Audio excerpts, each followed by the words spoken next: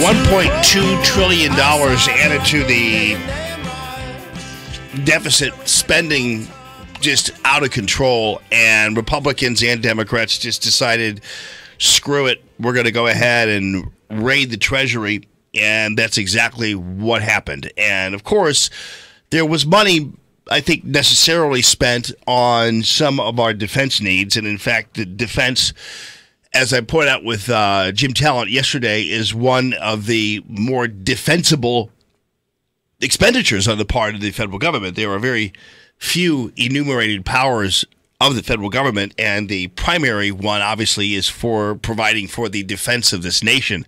And so you could make the argument, really, that everything else, seemingly, the government does, it doesn't matter whether it's in education or what have you, is not enumerated by the Constitution and is not defensible.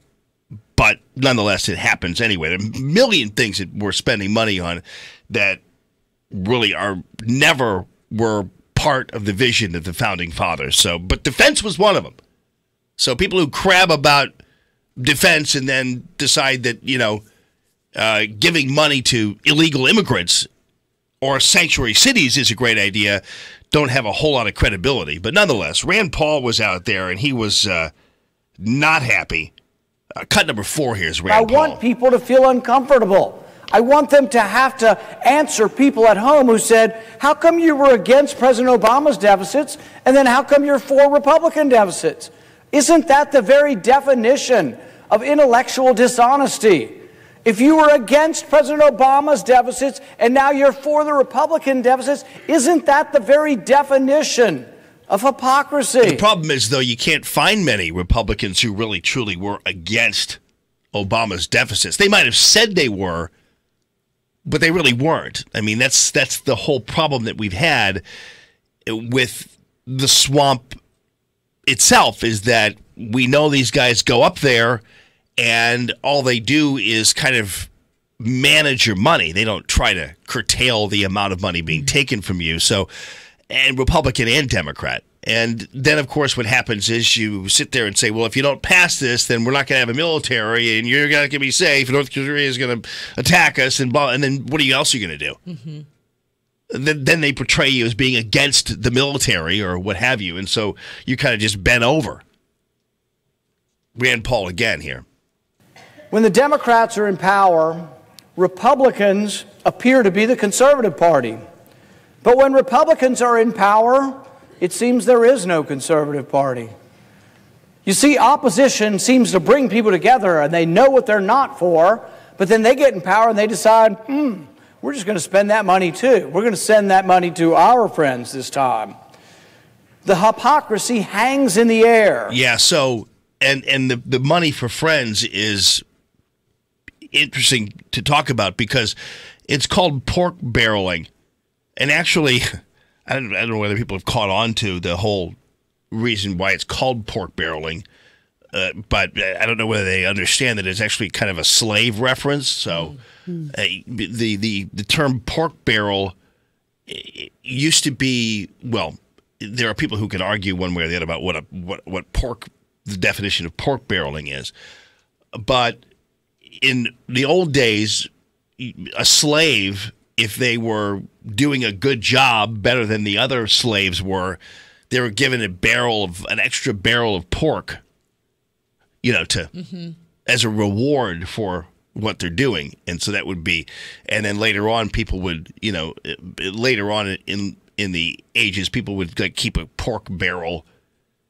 It was like an extra thing. Mm-hmm. So sometimes a pork barrel, having an extra barrel of pork was a sign of wealth. So that's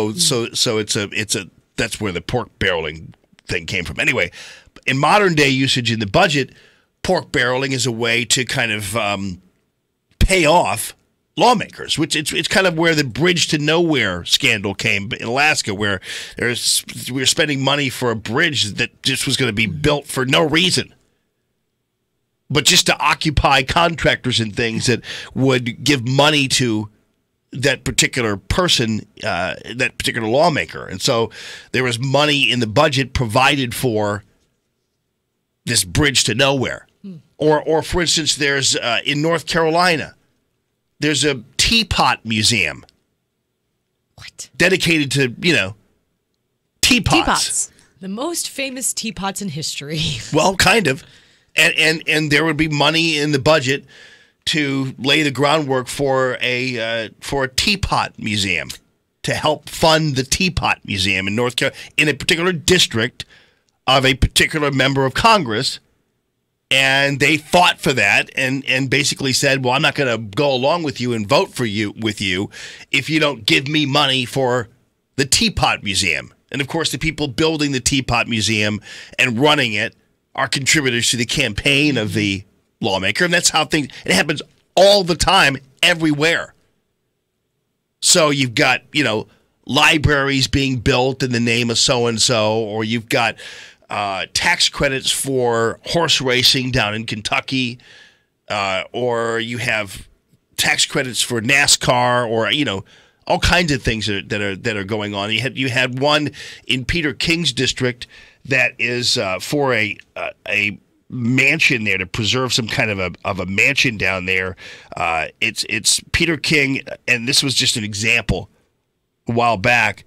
There's in Old Westbury, New York, which was this kind of old style mansion that was used as a wedding facility and all that kind of thing. Well, he knew the people who operated the thing, and so they gave them $150,000 right out of your tax dollars, and you multiply that, it all adds up.